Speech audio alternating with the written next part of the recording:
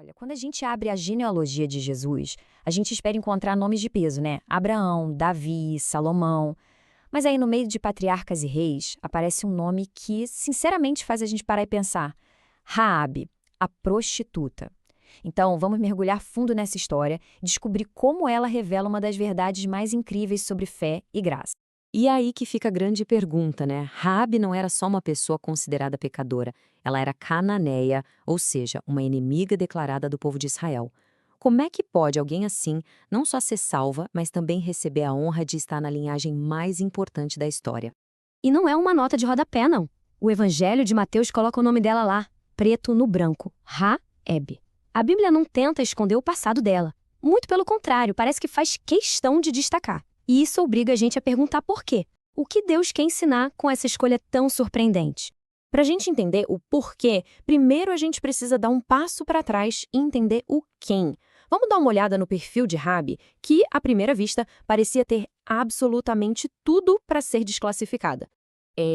A lista de contras para ela era gigante. Pensa bem, cananeia, um povo que estava destinado à destruição.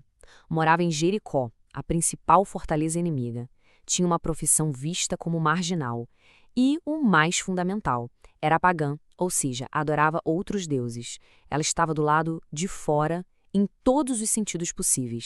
Mas é aí que a história tem uma virada. No meio de tudo isso, quando os espiões de Israel aparecem na casa dela, Raabe faz essa declaração de fé que é, extraordinária. Ela não só tinha ouvido falar do poder de Deus, ela acreditou nele, reconhecendo que ele era o único Deus soberano do universo.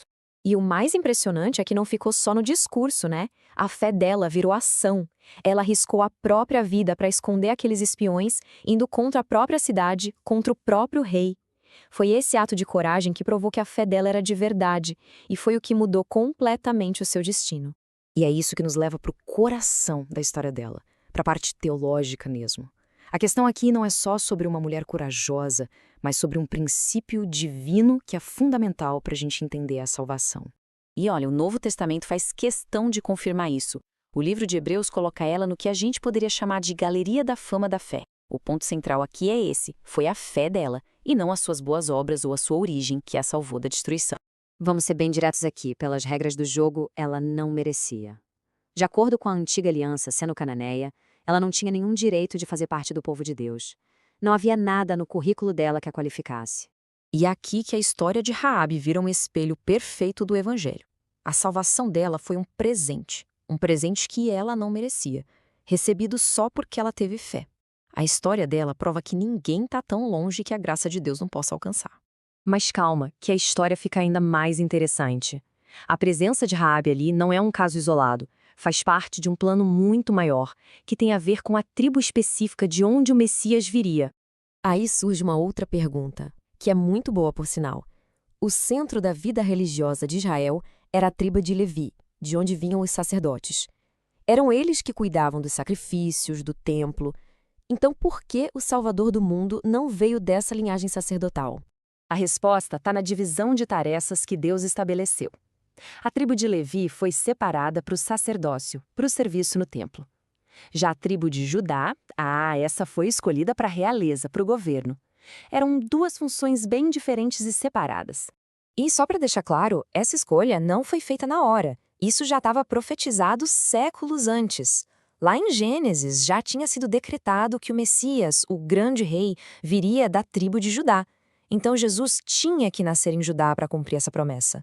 Ok, entendido. Então Jesus é da tribo real, da tribo de Judá. Mas isso acaba criando uma outra questão, que talvez seja a mais importante de todas. Vamos ver como essa ponta se amarra. Pois é, fica um quebra-cabeça, né? Se a lei era clara e dizia que só os descendentes de Levi podiam ser sacerdotes, como que Jesus, que veio de Judá, pode ser o nosso sumo sacerdote, aquele que nos representa diante de Deus? Parece até uma contradição. A chave para resolver esse mistério está numa figura bem antiga e, assim, super misteriosa da Bíblia, Melquisedeque. Ele aparece lá em Gênesis, muito antes da tribo de Levi sequer existir, e ele era as duas coisas ao mesmo tempo, rei e sacerdote. Ele é um modelo de um sacerdócio diferente, um sacerdócio superior. E aí, no livro de Salmos, vem a peça que faltava, a chave profética que abre tudo. O próprio Deus jura que o Messias seria sacerdote, mas não segundo a ordem de Levi, que era temporária. Seria segundo a ordem eterna de Melquisedeque, uma ordem que não depende de linhagem humana. Pronto, o quebra-cabeça se encaixa perfeitamente. Jesus cumpre tudo. Ele é rei por sua descendência de Judá e é nosso sumo sacerdote por um decreto divino, eterno, uma ordem muito superior à da antiga aliança. Ele une nele mesmo as duas funções, rei e sacerdote. Então, vamos amarrar tudo isso voltando para Raabe. O que a história dela mostra, no fim das contas? Mostra que a inclusão dela na linhagem do rei não foi um acidente de percurso. Foi um exemplo, colocado ali de propósito, para mostrar como a graça de Deus funciona. E o mais legal é que Raabe não é um ponto fora da curva. Se a gente der um zoom na genealogia de Mateus, a gente vê um padrão se repetindo. Ruth, a estrangeira, Batseba, que entrou na história através de um adultério. Deus, de forma intencional, incluiu mulheres com passados complicados e origens erradas. Todo esse padrão só reforça uma lógica que é a lógica de Deus. Ele não escolhe com base no que o mundo valoriza como poder ou nobreza. Ele usa o que o mundo acha fraco, o que o mundo despreza, para mostrar que o poder e a sabedoria são dele. No fim de tudo, a lição que Raabe deixa marcada a fogo na história é esta. A salvação não é uma medalha que a gente conquista por mérito, nem uma herança que a gente recebe por ter o sobrenome certo. É um presente, um dom gratuito da graça de Deus, que a gente recebe pela fé. E isso tudo desemboca numa pergunta final, que é pra gente levar pra vida. A história de Raabe, a prostituta de Jericó que virou ancestral do rei, não é só sobre o passado. É um convite hoje. Se a graça de Deus foi capaz de transformar uma inimiga em peça-chave da sua história de redenção, então, quem é que está fora do alcance dessa graça?